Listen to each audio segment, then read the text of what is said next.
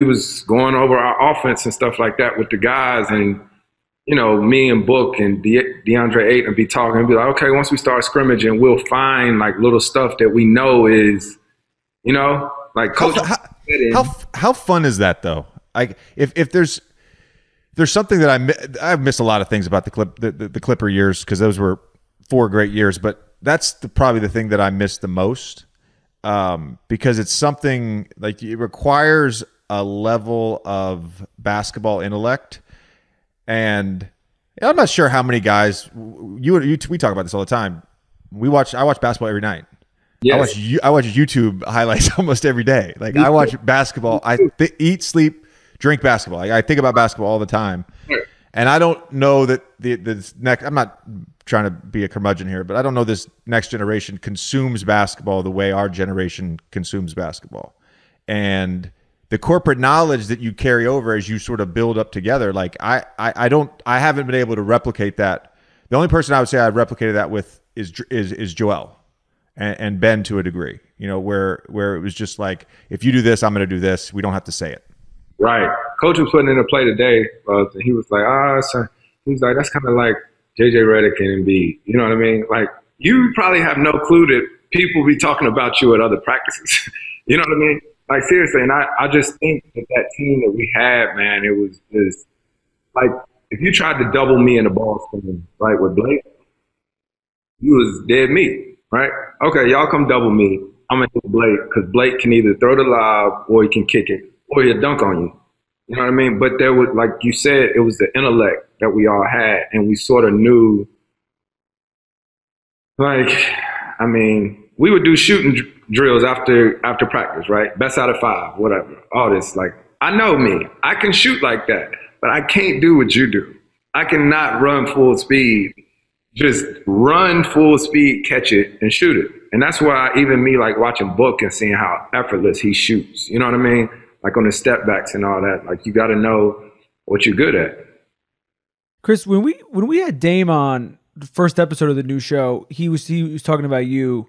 And he was talking about your preparation, and I think the word he used was manipulate in a positive way, but how you basically are able to manipulate every situation in your favor. And he was saying, like, the second I learned that about you was when his game changed. And he was like, I wasn't able to take my game to the next level until I saw how, like, Chris operated. When do you think in your career you got to a place where you comfortably were like, I'm able to sort of do that on a regular basis? Oh man, probably my, like, second or third year. I mean, I say that early because once I figured out that pick and roll, that ball screen, right? Like, that's most of the game, right? So once I figured that out, like, when I first came into the league when I was younger, I could shoot, but a lot of times as a younger player, especially back then, you're just nervous about shooting. Everybody went under my ball screens, right? So I just played fast. I played real fast. Like, I was a one-man fast break. So then when I got Tyson Chandler, and it was literally at practice, and once again, I don't feel like I'm that old by no means, but I literally just came up with, what do people call it now? They call it cut back, cross grain or whatever, or something like that. I literally came up with that at practice. Snake. We call it snake, yeah. Yeah, I came up with that at practice. Like, at practice, Tyson, right? Because everybody was always trying to go under my screens, and it was like, okay, Tyson, come set it. And then I cut back. And then it just forced the 2-on-1 every time, every single time. And then back then, too, I used to really stop. I would stop and keep you behind me. And Tyson was rolling to the rim. And that was back before defenses had low man, right? Like, low man awareness. Didn't nobody have low man, so didn't nobody know how to stop us. So every time we was going down the lane, either I'm getting a little floater layup, Tyson getting a dunk, or D West getting 17 feet. So then the league evolves a little bit, and they start doing this low man defense. Okay, if you're going to do the low man, then that means that the corner guy is going to be open. And I noticed as I started getting a little older or whatnot, I started to get a mid-range, right? This is some point, I don't know. I don't even know what year I started really, like, sort of making that my shot. But Yeah, it's actually easy if you watch the game enough and play enough. Like it's all angles, how you set the screen. I want to ask you about bigs and drop coverage. Before I do, though, in listening to you talk about pick and roll coverage, do you remember when we were first in the league? If you like, we dealt with this in Orlando when we started going to that spread offense. There were still some teams that no matter where the four-man was and who the four-man was, they would take the roll with the four-man as if it was if it was like Charles Oakley and Patrick Ewing playing together, except we had Ryan Anderson and Rashard Lewis. So like we would play these teams. I remember we played Minnesota one year and Kevin Love was taking the roll man and Rashard was at the top of the key, like shooting three. It didn't make any sense. The league has adjusted so much now to the point now where so now we see a lot of drop coverage where the low man has responsibility, but he's not necessarily committing all the way into the paint. So we asked Dame about drop coverage, and he's a fan of it because obviously he can just shoot his little pull-up three. What's going through your mind when you see that big all the way back, like Milwaukee does, like the Jazz do with Rudy Gobert? First and foremost, you got to remember I'm a player too. I'm not a coach, so I don't want to do nothing. I'm on a new team. Don't have me. You're always trying to get an edge, man. Just answer the question, bro. No, I don't want to say nothing crazy. Then we play in a game and they go back and be like, "Well, Chris said," you know what I mean? So, do you remember when we started doing drop coverage in LA? Yes, I do. You remember? Yes. Me and DJ still talk about this all the time. Not a fan of it. Me and DJ was pissed. I'll never forget it because me and DeAndre were number one in ball screen defense, right? Like we were number one in ball screen defense because I would get into the ball or whatnot, and DJ was quick enough to be up at the point of the screen, and so then we could steal the ball, right? If you try to throw it low, we steal it high or whatnot. And I'll never forget that first practice when we put that defense in. We was on the far end of the court.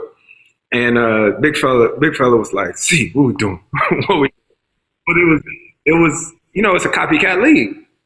It's a copycat league. And so, I know statistics, the stats and all that says go to a drop coverage. You know me, Bubs, I always think everything depends on who you're playing against. I don't think anything is cut and dry, like you got to do it this time. When I see a guy in a drop coverage, it's like, okay, cool. I was thinking about just now, Game 6 of the Western Conference semifinals. We're up, 19 against the Rockets. Josh Smith obviously hit some threes too. But Corey Brewer hit a couple corner threes because the low man was pulled over because we were still running sort of DJ up, corralling at the point of attack, and the low man pulled all the way over. Now, I'm not saying Corey Brewer is a bad basketball player. He's my coach with the Pelicans, all right? I love Corey. I played with Corey. You say he's what? No, I'm not saying he's a coach with us. He's our PD guy, one of our PD guys. Who is? Corey Brewers. Did not know that. Yes, he is. Know that. He took he's doing the Evan Turner thing, just straight from the bubble right into coaching. Yep. Wow. Yeah. So anyways, if Corey Brewer doesn't hit those threes and we advance to the Western Conference Finals and play the Warriors, do we change our entire pick and roll coverage the next year? I don't know that we do. But now it's so in vogue, like it's the way everybody wants to play. And obviously Milwaukee, and I said this during the playoffs, Milwaukee, they're the number one defense in the league 2 years in a row. They play a certain way the whole season.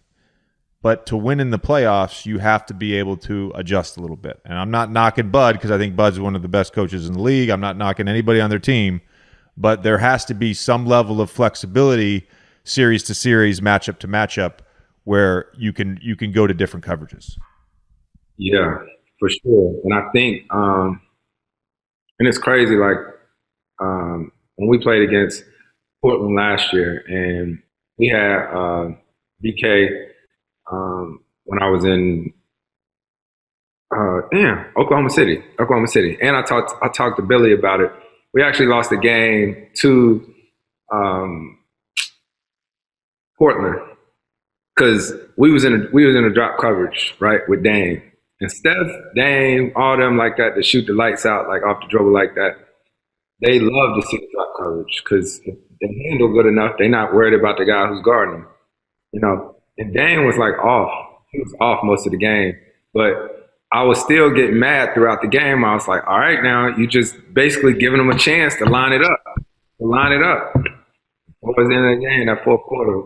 Phew, phew, he ran them off. Wham, wham. And then you're like, oh, we need to come up. But now, you know, like I said, I'm not a coach, but I definitely think you gotta be a little bit flexible with that stuff because sometimes those are like routine shots, right? Practice shots. Walking into a practice shot. Walking into a practice shot. You know, the guys sitting back there. And what's funny is because to me, I thought that the drop coverage was to give up like twos, right?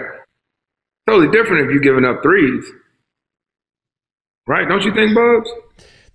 So in theory, the coverage should be the guys into the ball into the ball. The big comes up to screen. He chases over. He gets a rear view contest. That's how we were taught 4 years ago in LA when we first went to this coverage and teams started first going to this coverage. The problem is when the defensive big doesn't come up with the screener, the screener and the ball handler can just sit there and wait, and the screener gets a free screen on the guy. So the sort of the theory of like chasing over, you're getting clipped almost every time. There's no second defender there, so it's easier to screen. Would you agree with me? I guarded a little bit of point guards in Philly when we went to this coverage. I didn't do it last year, but I know you guard point guards still. Like to me, that's the biggest problem. So in theory, I get what they're saying. You're forcing over the top. You're chasing from behind. You're getting them inside the line. But if you're getting a free screen on a guy and you have a guy like Kyrie, Dame, Kemba, all these guys that can manipulate and shoot pull-up threes, it's a problem. My thought also has always been, obviously you got to like protect the team and figure out what you're willing to give up. You can't take away everything, right? But what I always say in the ball screen, Bubs, is I always think about who the most dangerous guy, right? Who's the most dangerous of the two that's in the ball screen? You know what I mean? You got to have principles for sure, but when they get into like